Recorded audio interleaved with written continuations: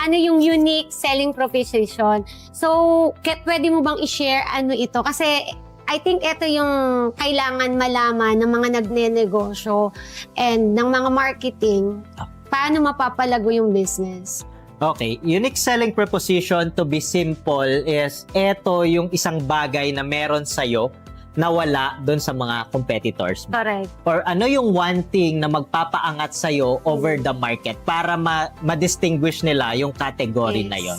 'Di ba? Kasi in the business, to be honest, lahat naman ng niche meron eh. Oo. 'Di ba? For example, samgyupsal, unlimited samgyupsal, hindi naman kami yung una sa category na yan. Or doon sa business na yon. Oo. Tsaka merong mga Korean na pumunta dito sa Pilipinas, 'di ba? Yes.